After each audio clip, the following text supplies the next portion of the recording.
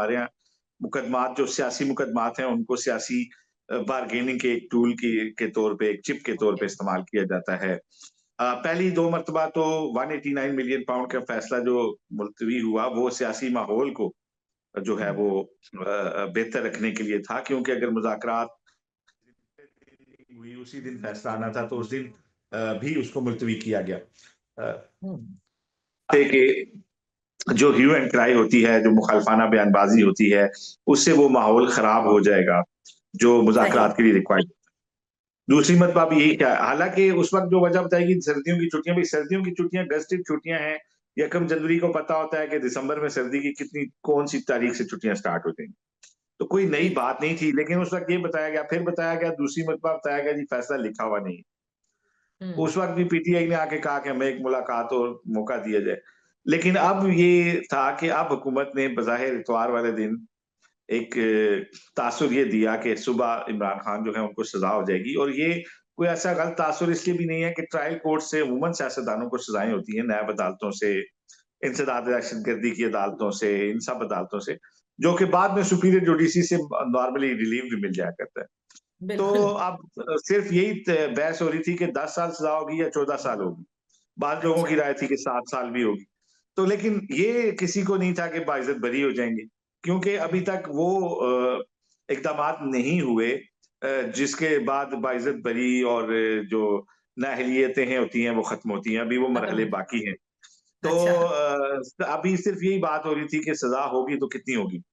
तो इस सही। दफा जो हुकूमत ने कहा जी कि देखें इमरान खान नहीं आए और उनके वकील नहीं आए और बुशरा बीबी नहीं आई, तो मेरा ख्याल है अगर तो हुकूमत सजा सुना भी सकती थी, चाहती तो अदालत से कह के सुना सकती थी, जिसका 2 दफा सरअंदाज हुई, पहले मुलतवी करवाई। इमरान खान तो है ही सरकार की कस्टडी में, उनके ना आने की तो बात करना भी मजाक का खेस है कि वो नहीं आए। ये तो मजाक का खेस बात है कि आपकी कस्टडी में बंदा और आप कह रहे हैं वो नहीं आए, वो कैसा, आप लाते तो वो आते, और हम्म। आप जबरदस्ती भी ला सकते हैं, जब आपने लाना होता है तो आप स्टेशनों पे भी उठा के ले आते हैं लोगों को और फर्द जुर्म लगवाते हैं और सारा कुछ कर लेते हैं। तो सो दैट अब एक बार्गेनिंग बहरहाल हो रही है।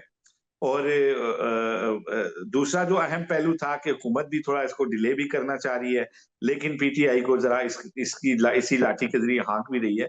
उनका एक अच्छा। अहम इशू ये भी है कि 17 जनवरी को वो चाहते हैं कि इस्लामाबाद हाई कोर्ट के नए जजेस की तकर्री हो जाए, तो उसके बाद अच्छा। सजा के बाद जब अपील का मामला है तो वहां पे भी जो है वो ताकतवर हलकों का हाथ पड़ता हो, क्योंकि अभी वहां पे चीफ जस्टिस के अलावा जितने जजेस हैं वो सारे एक हैं, और उनकी मेजॉरिटी जो है वो ये समझती है कि इंटेलिजेंस इदारों का जुडिशल सिस्टम में जो दबाव है, नकब लगाना है, तांग झांक करना है, वो उससे खाइफ हैं और इस बारे में वो खत भी लिखे बैठे हैं। तो वो नहीं चाहते कि ये बेल उन लोगों के पास जाए जो अनलाइक उनकी ख्वाहिशात के कोई डिसीजन इस्लामाबाद हाई कोर्ट में हो जाए। तो ये दो चीजें भी हैं, और दूसरी तरफ इमरान खान जो हैं उनकी जब सियासी जमात पहले दिन आई थी मुज़ाकरात के लिए, तो असद कैसर जो थे, उन्होंने ये बरमला कहा था, और एक से ज़्यादा सोर्सेज़ ने हमें कन्फर्म भी किया था कि उन्होंने कहा था जी कि अगर आप मुज़ाकरात करना चाह रहे हैं, तो सबसे पहले इमरान खान को रिहा करें, ताकि माहौल अच्छा हो जाएगा और फिर हम बाकी मुज़ाकरात करेंगे। लेकिन हुकूमत जानती है कि पीटीआई जो है वो अपने मकासद के असूल के बाद आंखें कैसे फेरती है और कैसे माथे पे रखती है, और कैसे खान साहब ने किसी जलसे में कहना है कि मेरी तो मिन्नतें हो रही थी लेकिन मैं तो रिहा नहीं हो रहा था, मुझे तो इनकी ख्वाहिश पे निकाला गया है। तो उनको कहा गया कि आप अपने मुतालबात लिख कर दें, पीटीआई सही। को कहा गया, जी बिल्कुल। ताकि खान साहब कल ये ना कहें कि ये किसी की जाती राय थी, ये तो असद कैसर ने मेरे से पूछा नहीं था, या उमर अयूब को पता नहीं था। तो उन्होंने कहा जाएं खान से मशवरा भी करें और फिर आके ना हमें लिख के दें, ताकि हम आपकी बात को कोई कंसीडर करें, ये ना हो कि आपकी वैसे बातें तो ऐसे ही होती हैं। तो बिल्कुल। जब लिख अच्छा, के और देने की इस पर बात भी आई, जो तहरीरी मुतालबात है जिन्होंने देने हैं, और अब जो तीसरी नशिस्त होगी उसमें दिए जाएंगे। इरफान सिद्दीकी साहब जो हुकूमती मज़ाकराती कमेटी के तर्जुमान है, वो कहते हैं 22 दिन गुजर चुके हैं और इन्होंने अभी तक तहरीरी बयान नहीं दिया।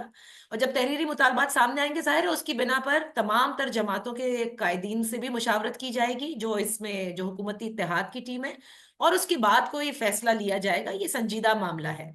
लेकिन आसिफ बशीर चौधरी साहब, ये बताएं ना कि एक मुलाकात जो कि नहीं हो रही थी इमरान खान से, फिर मज़ाकराती टीम के 5 लोग मिले, लेकिन उससे कबल अली अमीन गंडापुर की भी 1-on-1 मुलाकात हुई, और इसी वीकेंड पर हुई। क्या ये जो आपने कहा अलकारदे ट्रस्ट केस वो केस है कि जैसे बार्गेनिंग टूल के तौर पर भी इस्तेमाल किया जा रहा है, जाहिर है, और वो इमरान खान कहते हैं मुझ पे प्रेशर डाला जा रहा है इसलिए सुनाया नहीं जा रहा है, ऑल ऑफ दैट, पर्दे के पीछे भी मुज़ाकरात जारी हैं ये? देखें, बात ये है कि पीछे मुज़ाकरात तो हो रहे होते हैं, लेकिन उन मुज़ाकरात की वैलिडेशन भी इसी फोरम से कराई जाएगी जो हमारे सामने है, जो अच्छा। मुज़ाकराती कमेटी है। और हम्म। बिलाशुबा 189 मिलियन ही वो केस है जिसमें इमरान खान जो हैं उनकी अगर इसमें वो बरी हो जाते हैं तो बहुत सा ज़्यादा चांस है कि वो बाहर आ जाएँगे। बाकी मुकदमात में तो उनकी बेल हो चुकी हुई है।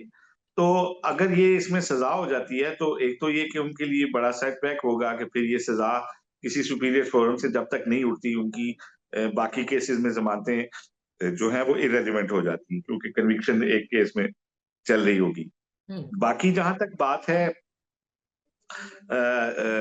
इसमें हुकूमत की तरफ से पहले जो नहीं कराई जा रही थी मुलाकात, वो थोड़ा-सा हुकूमत ये भी चाह रही थी कि फ़रीक़-ए-दोम जो है वो ज़रा ब्रेकों के ऊपर पैर रख के आए क्योंकि जिस तरीके से एक तरफ मुज़ाकरात हो रहे थे, दूसरी तरफ हुकूमत के खिलाफ बयानबाज़ी हो रही थी, इमरान खान जिस तरह के बयान दे रहे थे, तो उन्हें थोड़ा-सा ये तासुर दिया गया कि हम कोई इतने ज़्यादा भी इंटरेस्टेड नहीं है आपसे बातचीत करने में। आप देख लें अगर आपको सूट करता हो तो आप आएँ। तो इमरान खान जो हैं उन्होंने फिर कमेटी अपनी जो सियासी कमेटी है जो मुज़ाकरात में हिस्सा ले रही है, उन्हें कहा कि अगर मुज़ाकरात नहीं भी होते, तब भी आपने एक दफ़ा उनसे जाके मिलके ये तहरीरी मुतालबात 2 ज़रूर देने हैं कि एक तो 9 मई के ऊपर जुडिशियल कमीशन बनाया जाए और एक हम्म। हमारे वर्करों को रिहा किया जाए। देखिए, अब वो बात उन्होंने लिख के नहीं दी कि मुझे रिहा किया जाए। क्यों? कि जिन लोगों को वो चोर और करप्ट कहते हैं, तो उनको अगर वो ये लिख के दें कि मुझे छोड़ा जाए, तो ये तो फिर उनके बयानी की ऐसी-तैसी हो जाएगी।